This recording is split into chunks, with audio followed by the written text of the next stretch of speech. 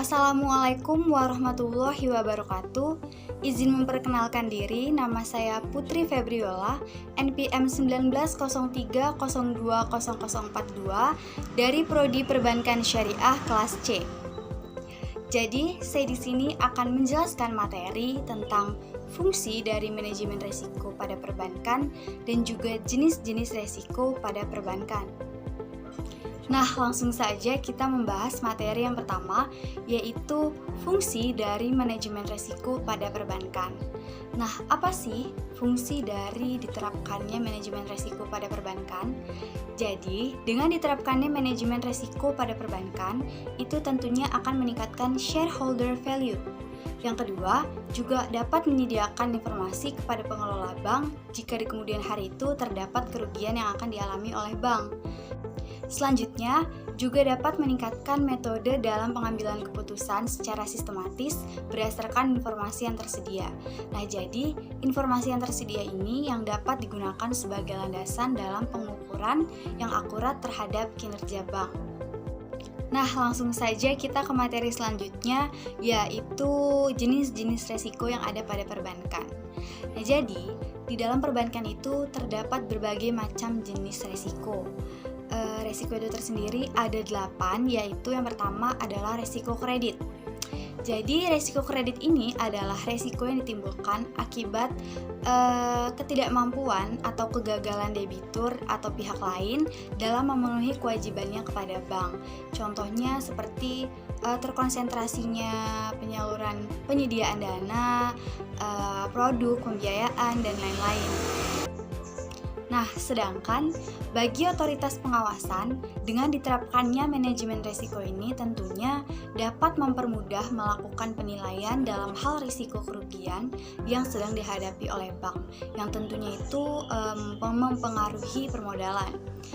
Nah, selanjutnya yang kedua yaitu resiko pasar. Resiko pasar ini adalah resiko yang ditimbulkan akibat perubahan dari kondisi pasar.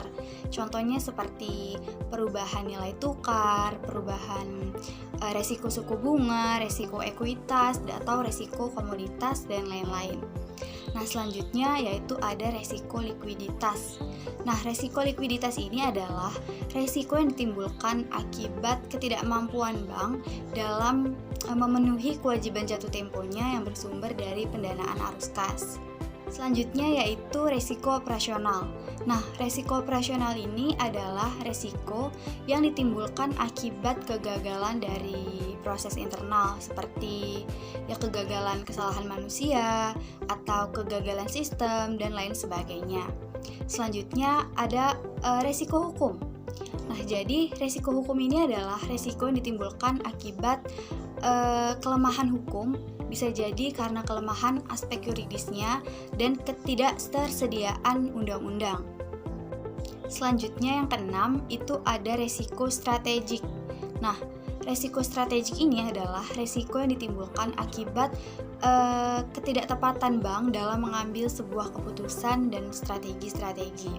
Jadi bisa juga karena bank itu tidak tepat dalam menganalisis perubahan lingkungan bisnis.